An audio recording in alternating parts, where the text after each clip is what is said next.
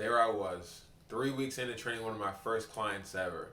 And I was super excited because she was doing everything a client should be doing, showing up on time and giving me all the energy that she had. And so, me being super excited about all this, after one of her sessions, we go to talk about our progress, and I'm telling her about all the things she's been able to do in such a small amount of time. On the other side, though, she didn't really feel the same. And as we're having this conversation, she eventually just looks at me and says, DJ, I still feel fat. Is there anything that we can do to speed this up? What's up, FitTube? My name is DJ Scott, and this is Vicarious View. And if you've ever had a conversation with one of your clients like that before, or if you've been a client and have felt like that before, stay tuned because today we're going to talk about calories. Let's get it.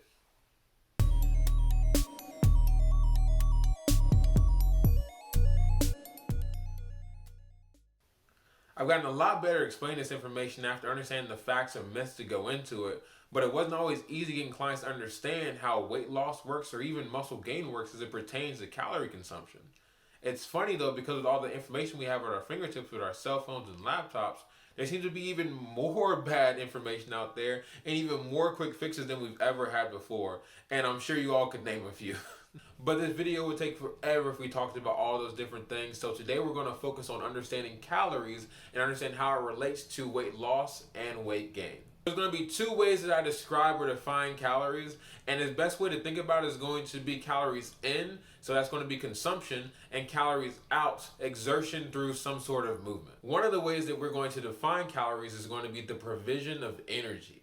And so we have to understand this. Calories are energy, right? And so if you eat a slice of pizza that's 200 calories, you now consume 200 calories worth of energy to do all the different tasks that you need to get done for that day. And so this again is going to be consumption, aka calories in. Now the other way to define calorie is going to be the amount of energy needed to raise the temperature of 1 gram of water through 1 degree of Celsius. A lot more difficult of a definition, but it's very important to understand. And so as our body moves, it produces heat. To continue moving and producing that heat, the body needs to continue using up the calories we have. So this is going to be those calories out. We move, the body uses, we lose those calories. All right, so this next part is really important. We understand how we got the calories in, and we also understood how we got them out. But, and this is going to be a big but, what the body does not burn is then stored to be burned at a later date.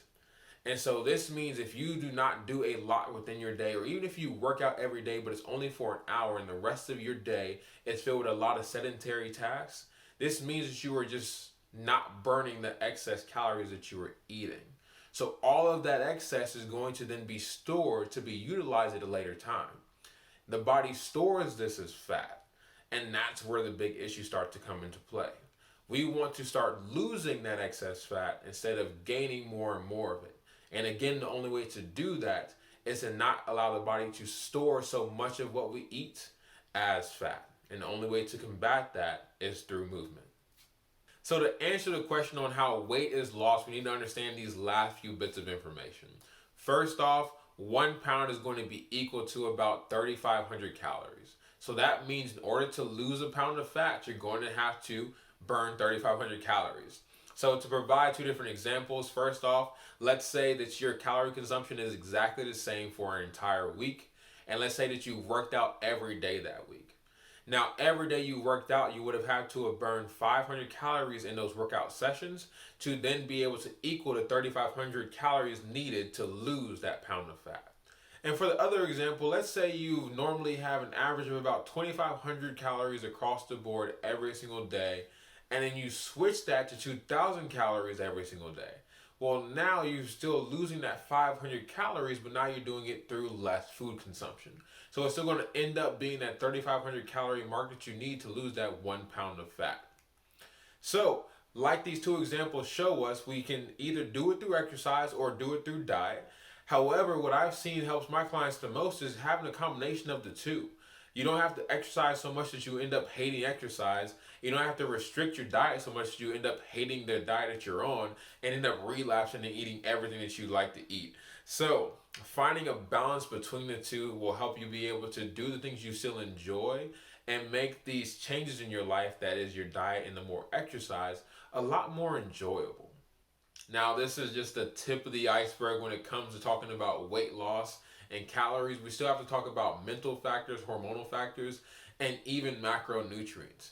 But I'm trying to keep these videos nice and short for you guys. So until then, please like and subscribe if you haven't already. Hit the bell notification so you'll know when the next video posts. And as always, stay fit, stay educated, be blessed, and I'll see you next time on Vicarious View.